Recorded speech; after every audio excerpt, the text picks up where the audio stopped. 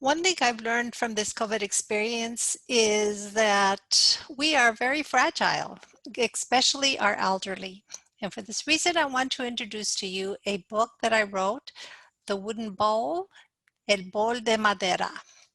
In this book, the little boy, Diego, teaches us a lesson on respect, on respecting each other, and also on having compassion. So the story begins where the abuelo comes to live with Diego, his mother, and his father. And I'm going to read to you a little bit. Before my grandfather came to live with us, I was the one who would get blamed for leaving the toilet seat up, for scattering crumbs around the table when I ate, and for emitting loud sounds that make the air smelly.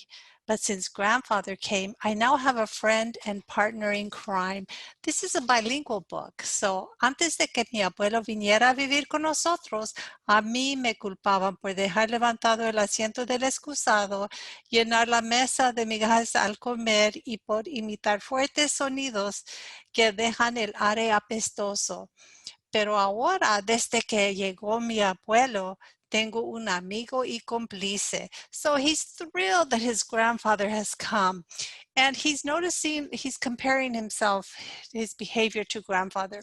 Diego is a little dynamo and he just races all throughout the house. And he notices that grandfather gets up very slowly and he can't move as fast as he can.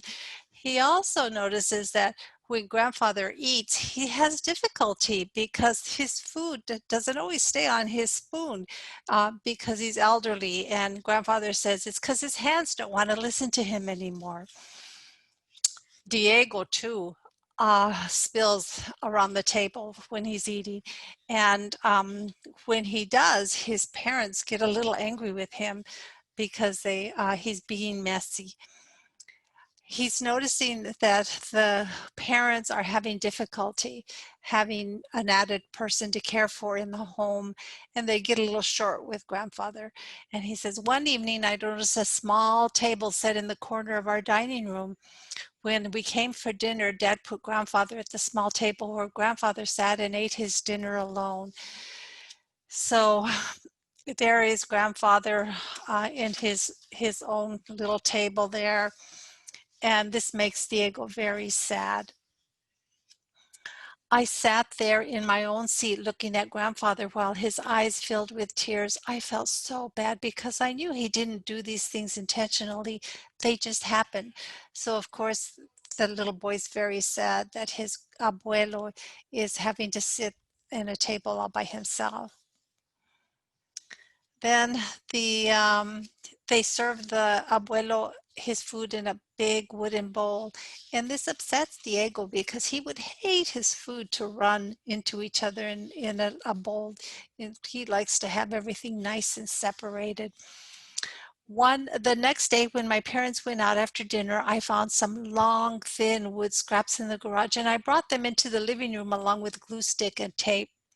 I began forming them into round circles, thinking I would glue them together. Later, when Mom and Dad came home, Mom asked, "What are you making, Diego?" I said, "I'm making wooden bowls for you and Dad to eat your food when I grow up." There they are.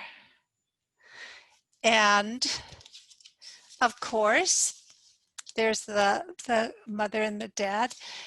And I said, as I looked into their faces, they were without words. Tears streamed down their cheeks. Although no words were spoken, both Mom and Dad knew what they must do.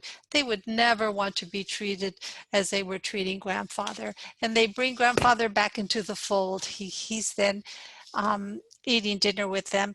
And Diego says, I don't mind helping grandfather because when you love someone, you want to help them and not hurt them.